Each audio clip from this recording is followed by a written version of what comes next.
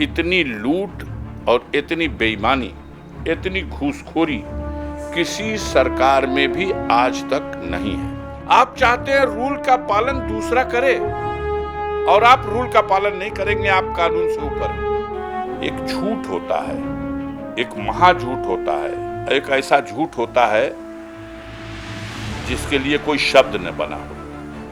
और इस सरकार में ऐसा ही झूठ बोला जा रहा है जिसे किसी शब्द से नहीं पुकारा जा सकता। बदले की भावना से हमारे परिवार के सदस्यों के विरुद्ध तमाम तरह की उत्पीड़न, अत्याचार और ज्यादती की कार्रवाई शुरू की। उत्तर प्रदेश में पूरी तरह से जंगल राज व्याप्त है। विकास के नाम पर तो ये सरकार पूरी तरह से फेल है। उत्तर प्रदेश की दशा ये है कि गड्ढे में सड़क है या सड़क में गड्ढा है, यह बता पाना मुश्किल है। बेकार की बात, जनता को धोखा देने की बात। कब तक धोखा देते रहोगे? मरकज पर चाहे जो दोषारोपण किया जाए, लेकिन नमस्ते ट्रंप के प्रोग्राम को उसी आड़ में छुपाया गया। आए जनता के बीच में, जनता तैयार है इस बार इनके एक एक गलत फैसले का हिसाब जनता करेगी। समाज के हर वर्ग के लोग दुखी हैं, इंडिविजुअल उनके मन में आग लगी हुई है। वो समूह का रूप लेगी, विस्फोटक रूप हो जाएगा। देश में जो कुछ पहले से था उसको बर्बाद कर दिया या बेच दिया। इनके भक्तगण और इनकी गूदी मीडिया जितना जश्न मना ले, चुन चुन के उसका हिसाब करेगी गरीब जनता। गरीब जनता की भावनाएं, समर्थन, दुआ सब हमारे साथ है। ये सरकार वापस लौट के आने वाली नहीं है।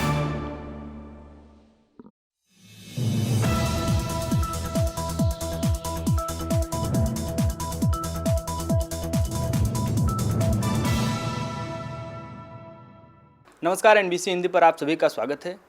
मैं हूं आपके साथ मयंक तिवारी। उत्तर प्रदेश में किस तरह की कानून व्यवस्था चल रही है, किस तरह से उत्तर प्रदेश चुनाव को लेकर सारी चीज़ें चल रही हैं, इन तमाम मुद्दों पर हमारे साथ बातचीत करने के लिए गाजीपुर से सांसद अफजाल अंसारी जी हैं। आइए इनसे बातचीत करते हैं और जानते हैं कि उत्तर प्रदेश के विकास के मुद्दों पर उनका क्या कुछ कहना है। जी, जहाँ तक उत्तर प्रदेश का सवाल है, कानून व्यवस्था की बात आपने कही, तो उत्तर प्रदेश में पूरी तरह से जंगल राज व्याप्त है और कानून व्यवस्था ध्वस्त हो चुकी है। अपराध का ग्राफ बहुत बढ़ा हुआ है।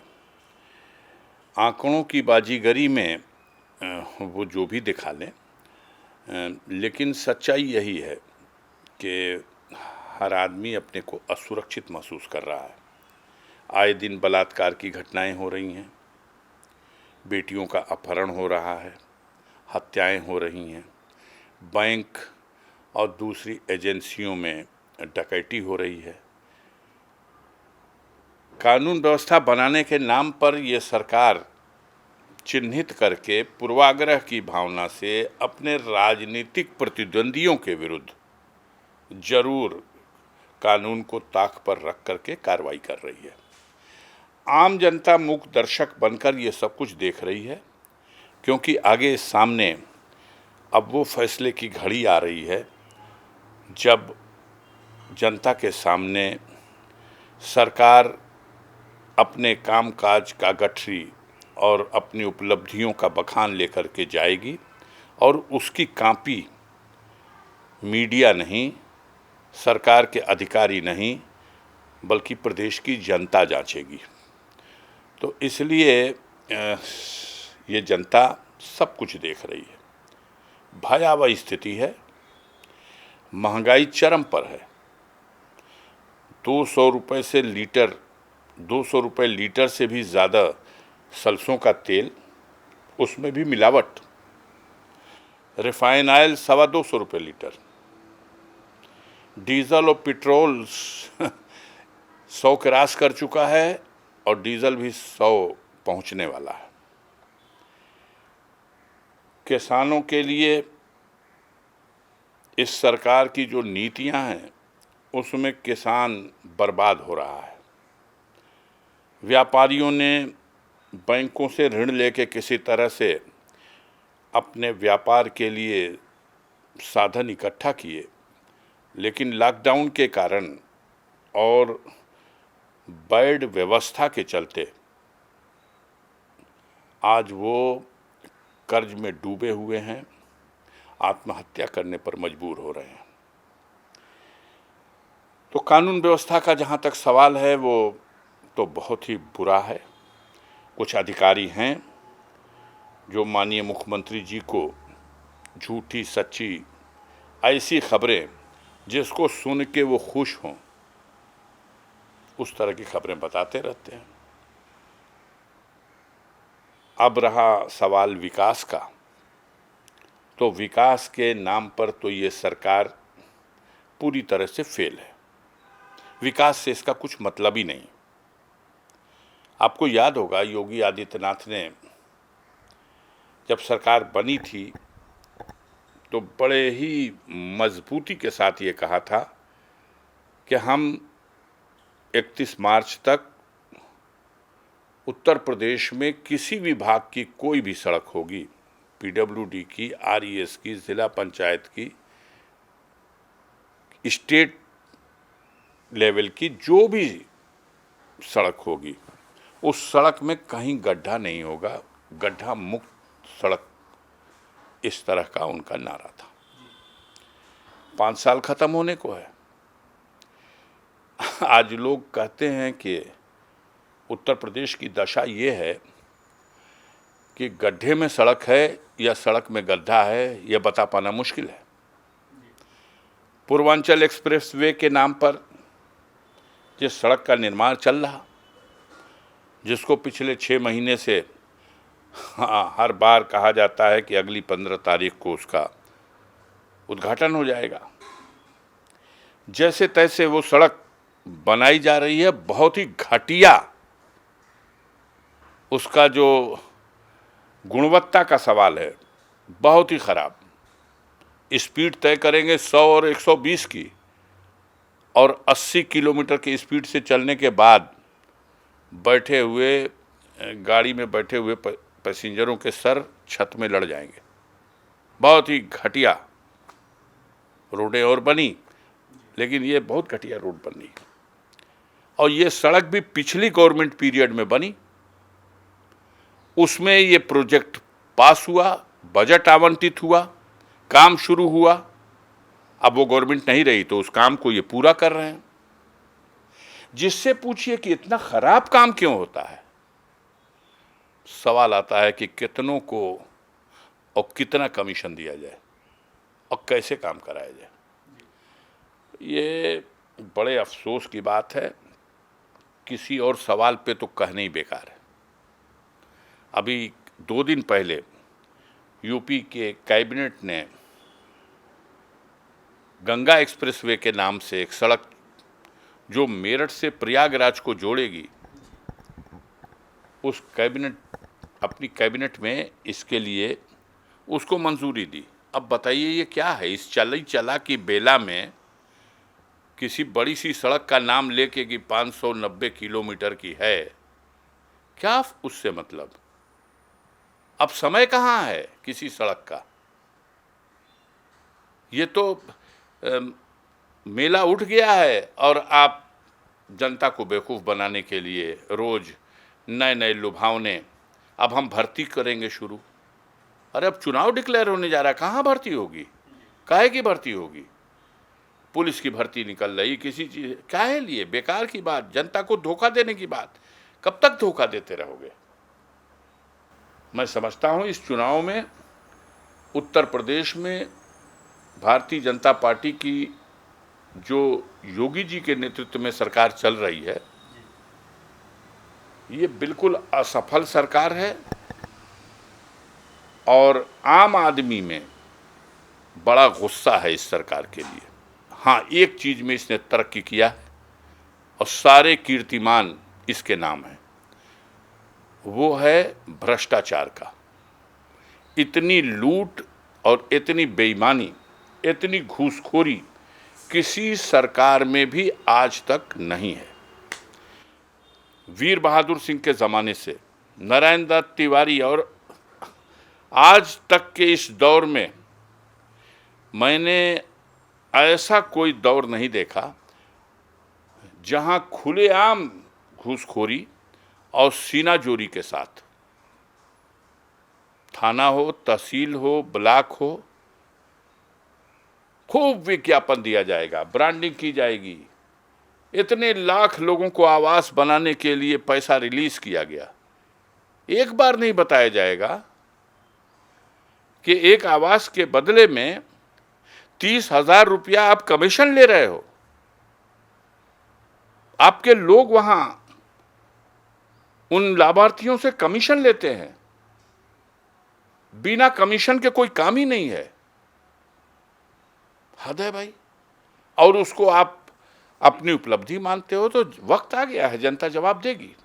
यानी पूरी तरह से भ्रष्टाचार व्याप्त है। अच्छा सर, एक चीज़ ये बताइए, हाल ही में रिटायर्ड आईपीएस, जबरिया रिटायर्ड आईपीएस कहा जा सकता है, अमिताभ ठाकुर जी पर कार्रवाई की गई। उनको जो है वैन में ले जाया गया, पुलिस की पीसीआर वैन में ले जाया गया। वो तमाम तस्वीरें निकल कर सामने आई थी। वो बार बार कह रहे थे कि एफआईआर की कॉपी तो कम से कम दीजिए।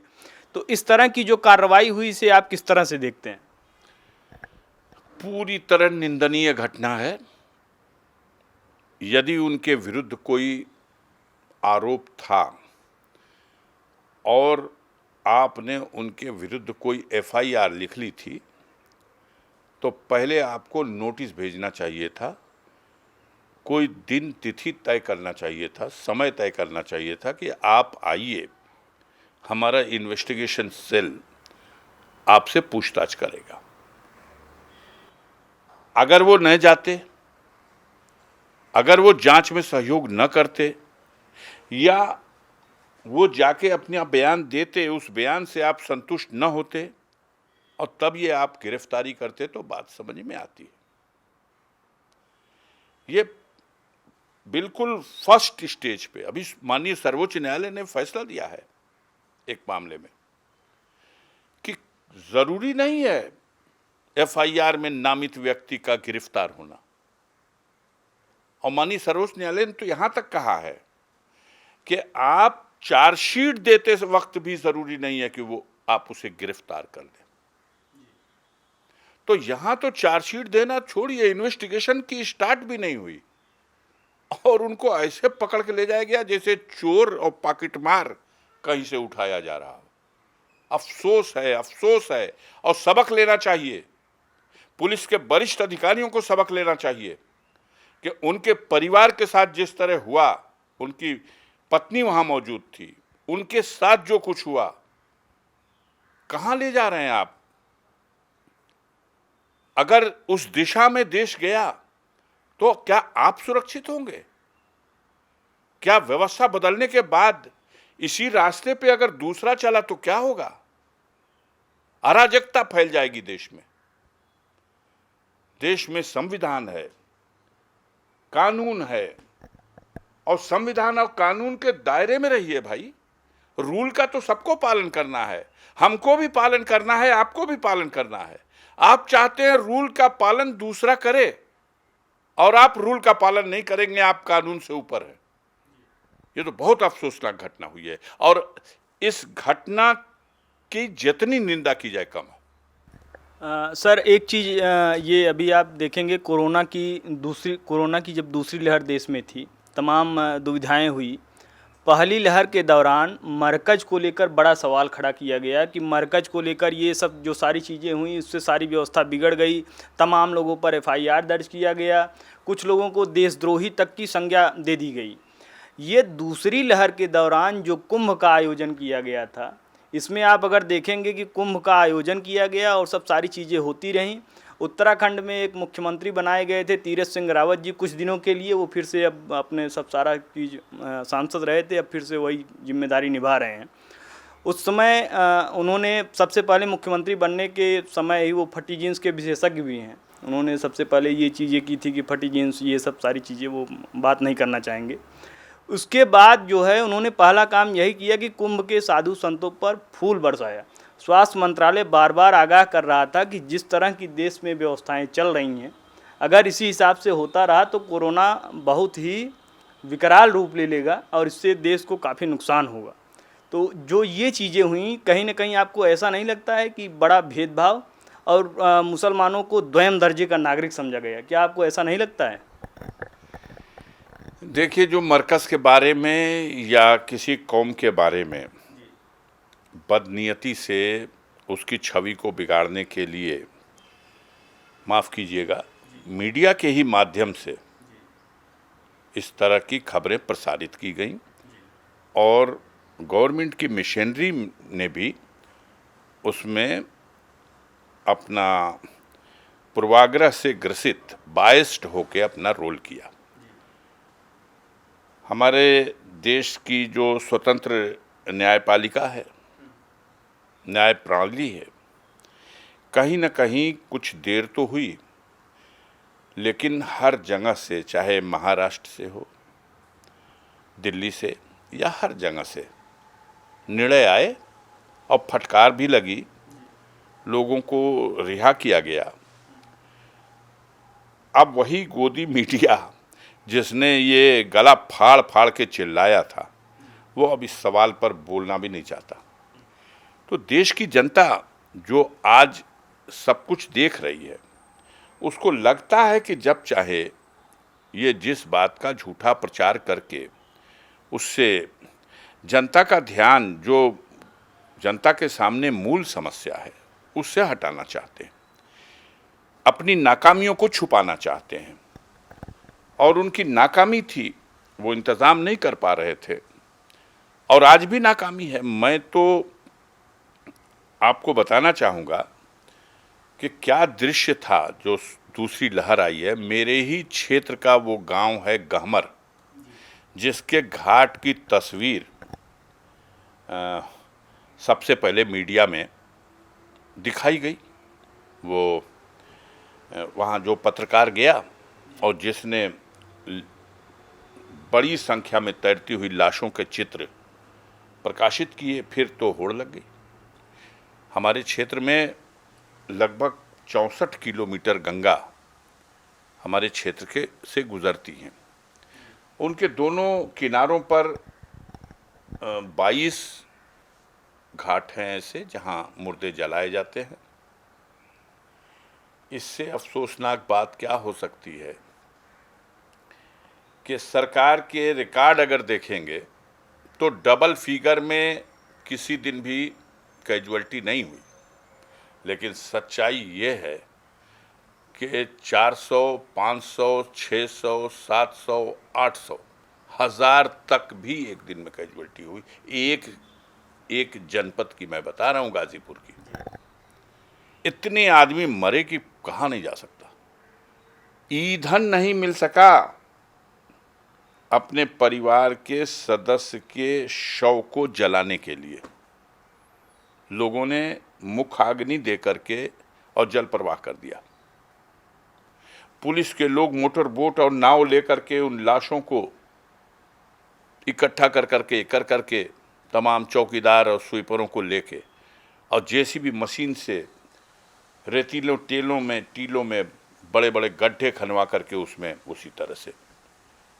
इतना शवों का अपमान किसी दौर में नहीं हुआ होगा। और ये आम जनता के दिल में ये दर्द है। उस दर्द से दिमाग हटाने के लिए तमाम तरह के हथकंडे अपनाए जा रहे हैं। माहौल को खराब करने की कोशिश की जा रही है, अपनी नाकामियों को छुपाने की कोशिश की जा रही है। सही है ये सवाल कि जब लाखों की संख्या में कुंभ की इजाज़त दी गई, तब दूसरी लहर का फैलना स्वाभाविक था। लेकिन पहली बार भी मरकज पर चाहे जो दोषारोपण किया जाए, लेकिन नमस्ते ट्रंप के प्रोग्राम को उसी आड़ में छुपाया गया। जब नवंबर में उजागर हो चुका था कि ये वायरस फैल रहा है, तब बड़े पैमाने पर लापरवाही की गई और उसके बाद नमस्ते ट्रंप के प्रोग्राम की जो महीनों पहले से तैयारी और उसके लिए तमाम विदेश से जो फ्लाइट्स आईं और हम जो प्रिकॉशन लेना चाहिए था नहीं ले सके और देश में महामारी का रूप इस वायरस ने धारण कर लिया। अभी तीसरी लहर का मामला है। एक झूठ होता है, एक महाझूठ होता है, एक ऐसा झूठ होता है जिसके लिए कोई शब्द न बना हो, और इस सरकार में ऐसा ही झूठ बोला जा रहा है जिसे किसी शब्द से नहीं पुकारा जा सकता। कितना भयंकर झूठ बोला जा रहा। देश में त्राहि त्राहि मची हुई है। आप क्या समझते हैं 5 किलो अनाज और एक परिवार 1 महीना उस अनाज से खा लेगा? उसके घर में जो चिड़िए हैं, अगर उसने मुर्गी मुर्गा भी पाला है तो उनका दाना भी नहीं होगा 5 किलो अनाज। आप क्या समझते हैं 500 रुपया किसान को जो आप दे रहे हैं सहायता, जो 4 महीने का रोक के एक बार 2000 की शक्ल में हमारे देश के उन गरीब किसानों के समस्या का समाधान हो रहा? बीमारी से एक बार डॉक्टर के पास अगर बुखार की भी दवा लेने चला जाए आदमी तो वो 500 रुपया खत्म है, और आप अपने को प्रजापालक समझते हैं। व्यवस्था ध्वस्त हो चुकी है। खेतों की जुताई जो 400 रुपये बीघे था रेट था, आज 800 रुपया बीघा है। आप आमदनी दुगुना करने जा रहे थे किसानों की, खर्च 4 गुना हो गया। बाढ़ की तबाही अलग, सूखे की मार अलग, तौल केंद्रों पर किसानों के गल्ले नहीं लिए गए। बिचौलियों ने गांव में जाकर के कम कीमत पर गल्ले खरीद लिए। आए जनता के बीच में, जनता तैयार है इस बार इनके एक एक गलत फैसले का हिसाब जनता करेगी। हम उम्मीद करते हैं कि लोगों के दिल में जो आक्रोश है वो अभी मास रूप में तो नहीं दिखाई दे रहा, लेकिन समाज के हर वर्ग के लोग दुखी हैं। इंडिविजुअल उनके मन में आग लगी हुई है, वो समूह का रूप लेगी, विस्फोटक रूप हो जाएगा। चुनाव का इंतजार लोग कर रहे हैं। अभी से गांव में लोग कह रहे हैं, ये भैया ईवीएम मशीन से वोट पड़ी कि बैलेट पेपर से वोट पड़ी? आशंका है लोगों की, क्योंकि फैसला हो चुका है आम जनता का। हटाना है इनको, परिवर्तन निश्चित होना है। अब भय सता रहा आम जनता को, नेता को नहीं, आम जनता को, कि हम फैसला देंगे कुछ, ईवीएम मशीन में बेईमानी से फैसले को बदला न जाए। मैटर सुप्रीम कोर्ट तक पहुंचा हुआ है। देखिए, मेरा मानना है कि भारत की जनता इन लोगों को माफ करने वाली नहीं है। इन लोगों ने किया कुछ नहीं। देश में जो कुछ पहले से था उसको बर्बाद कर दिया या बेच दिया। हमारे यहाँ गांवों में उस पूत को क्या कहा जाता है उसका शब्द मैं नहीं लूंगा नाम, लेकिन जो पूत अपने पुरखों की कमाई को भी बेच दे, उसके बारे में अच्छी धारणा नहीं रखी जाती समाज में। किया कुछ नहीं। हवाई अड्डे बिक गए, बनाया नहीं हवाई अड्डा, बिक गया हवाई अड्डा। LIC का शेयर बिक रहा, रेल बिक रही, सड़कें बिक रही, लाल किले का सट्टा लिख दिया गया। ताजमहल भी बेचने की कोशिश है। 150 ट्रेनों की लिस्ट बन गई, नौकरियां खत्म कर दी गई। प्राइवेट हाथों में जब सारे साधन आप दे दोगे तो अंग्रेज गुलाम बनाए या न बनाए, लेकिन ये जो कुछ चुनिंदा कारपोरेट घराने हैं और पूंजीपति हैं, यह देश को गुलाम बना लेंगे। आप बताइए, हिंदुस्तान के हर उद्योगपति को, 99% उद्योगपतियों को इस कोरोना काल में क्षति हुई है, घाटा हुआ है। अडानी, अंबानी, इनकी पूंजी कैसे बढ़ रही है? कई गुना मुनाफा कैसे हो रहा है? अनिल अंबानी जैसे लोगों का कर्ज माफ किया जा रहा और गरीबों को मामूली बकाये के ऊपर खींच के लाके जेल में डाला जा रहा। इस देश की व्यवस्था चलाने वाले लोग शायद भूल गए कि अंग्रेजी शासन को भी भारत की जनता ने एक दिन उखाड़ फेंका था, और आप पुलिस के बल पर, दमन के बल पर डरा करके अगर चाहते हैं कि जनता को खौफजदा, भयभीत करके आप फिर सत्ता हासिल कर लेंगे, अब मुमकिन नहीं है। सर, एक चीज़ ये बताइए, नरेंद्र मोदी जी वाराणसी से चुनाव लड़े थे। वाराणसी से ही सटा हुआ गाजीपुर है। मनोज सिन्हा जी को अहम जिम्मेदारियां दी गई थी, कई मंत्री पदों पर थे। इसके बावजूद जो है वहाँ से आपने जो उनको पराजित किया और 1 लाख से ज़्यादा वोटों से पराजित किया, तो उस चुनाव के दौरान आपको क्या लगता था कि ये चीज़ें मुमकिन हो पाएंगी? हम इन लोगों के जो गलत हथकंडे अपनाए गए, उसका परिणाम था कि हार जीत का फैसला 1.25 लाख वोट से हुआ।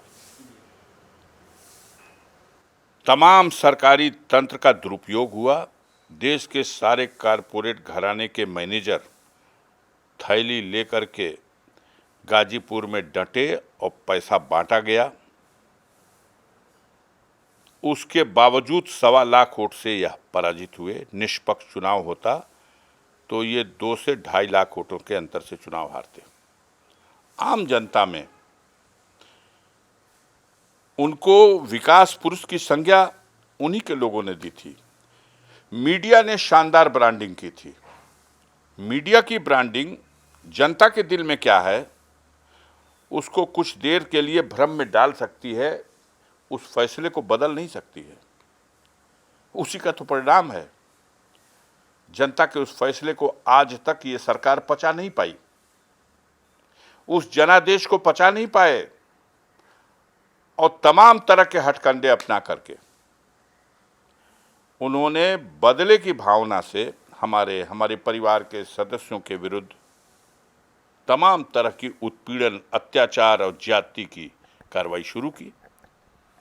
हम उसको कानून के रास्ते से न्यायपालिका में लड़ रहे हैं, फेस कर रहे हैं, और लड़ते लड़ते आज वो दिन आ गया कि उत्तर प्रदेश की सरकार की किस्मत का फैसला फिर वही जनता लिखेगी। वो हमको मिटाने चले थे और हमको मिटाते मिटाते अब उनकी सत्ता के मिटने का समय आ गया। आज पूर्वांचल में गरीबों में एक आक्रोश है। जो अत्याचार हुआ, जो ज्यादती हुई, इनके भक्तगण और इनकी गूदी मीडिया जितना जश्न मना ले, चुन चुन के उसका हिसाब करेगी गरीब जनता, क्योंकि गरीब जनता के फैसले को नकारने के लिए इन्होंने ये सब कुछ किया। और गरीब जनता की भावनाएं, समर्थन, दुआ सब हमारे साथ है, और उसके बल पर पूरे पूर्वांचल में भारतीय जनता पार्टी का सफाया होने जा रहा, उत्तर प्रदेश में सफाया होने जा रहा। ये सरकार वापस लौट के आने वाली नहीं है, और इस सरकार में बैठ के ये जो अधिकारियों ने लूटा है उत्तर प्रदेश को, जनता की कमाई को जो लूटा है, जो अत्याचार किए हैं, चुनाव के बाद उनके भी हिसाब होंगे, उसकी भी जांच होगी। हम लोग इस रास्ते से तो नहीं चलेंगे। कानून के रास्ते से कानून का मखौल उड़ाने वालों को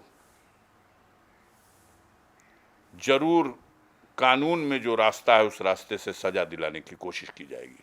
तो ये थे हमारे साथ गाजीपुर से सांसद अफजाल अंसारी जी, जिन्होंने उत्तर प्रदेश चुनाव समेत तमाम अहम मुद्दों पर बातचीत की और अपने मन की बात इन्होंने रखी। इनका कहना है कि उत्तर प्रदेश में जिस तरह से तानाशाही रवैया अपनाया गया है, इसका फैसला आने वाले समय में जनता करेगी। कैमरामैन राहुल गुप्ता के साथ मयंक तिवारी, नई दिल्ली।